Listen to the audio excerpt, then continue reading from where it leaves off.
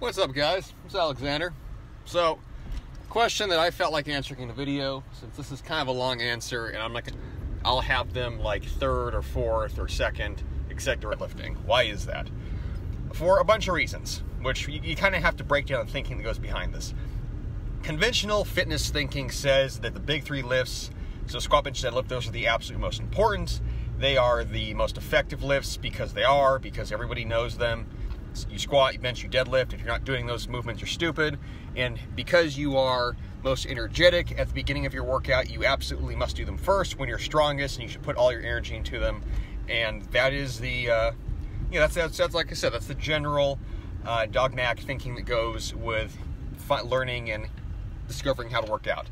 Now, all that said, dogma is dogma. Dogma is not truth. The big three lifts, squat, bench, and deadlift, those lifts are effective not because you are lifting the barbell per se, but because you are squatting, which is a fundamental pattern. You are pressing, benching, which is a fundamental pattern. You are hip hinging / deadlifting, which is a fundamental pattern. The barbell, generally speaking, allows you to progress. The barbell is generally the most infinitely loadable movement. So yeah, the barbell lifts are effective lifts. That said, just because they are effective lifts does not mean they are the absolute most effective for everybody, nor does it mean that they must be done first in a program. If you're assuming that they have to be done first, you're essentially operating off of a powerlifting paradigm which prioritizes the big three and says that you have to do these three things and they are the end-all be-all of training. And if you can't do those three lifts, well, you're not even fucking training. That's not how training works, guys. That's not how it works. Muscle can be built with a variety of exercises because muscle is predicated upon doing the foundational patterns and executing them correctly, and there's multiple training implements that you can do that with. In many of my programs, I specifically put the big three lifts second or third or sometimes even fourth because I'm trying to cover the other functional aspects of the muscle group that I'm targeting that workout, or I'm prepping the muscles and joints to handle heavier weight on that big three lift, or I'm using some kind of pre-exhaust or let's say potentiation effect that when you finally do get that big three lift, you're fully prepared for it, you're going to maximize the anabolic benefits of it, the muscle building benefits, and then you're going to get the most out of the exercise.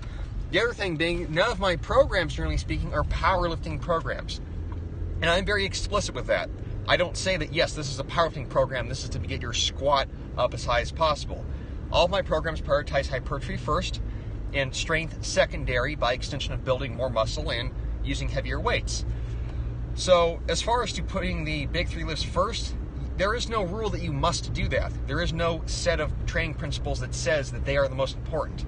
You know, in reality, relative to actual athletic performance, there are no conclusive studies, research that says if you don't squat, bench, deadlift with a barbell that you're going to be a bad athlete. What has been demonstrated over the last 20, 30 years, 50, 60, 70, 100 years of lifting is that if you train your body to do the fundamental movements, if you train your body to be proficient at them, if you train your body to be able to execute efficient, let's just say, movement patternization, then you're going to be a better athlete. Whether you do that with kettlebells or barbells or cables or a TRX or dumbbells, it's rather relative. It can be done a lot of different ways. There is no singular best way. There is no singular most optimal way. There's many ways to do the same thing, and the way that best suits you is going to be dependent upon your training background, your training history, what you are training for, and then it's just contextual application. So with my programs, how come I don't put the big three lifts first? How come I don't have you barbell pressing first? For all the reasons I just listed. My programs are hypertrophy based. They are designed to maximize, like I said, the muscle building effects of the workout, not necessarily the strength effects. The programs have specific sequencing in them to prep your joints correctly. The programs also are often designed on a more of a bodybuilding, style of training or bodybuilding paradigm, in which case you want to hit multiple angles of movement, not just prioritize one. So I'm just repeating myself at this point, but all those reasons go into why I don't have the movements first in the workout. And like I said, if you think that you have to do that, you need to question the entire premise of why you think that in the first place, since your thinking's probably fucking stupid, to be blunt. So that's why. If you want to change the workouts around, be my guest. But then it's not my workout. It's your workout, in which case you are responsible for the effects thereof. So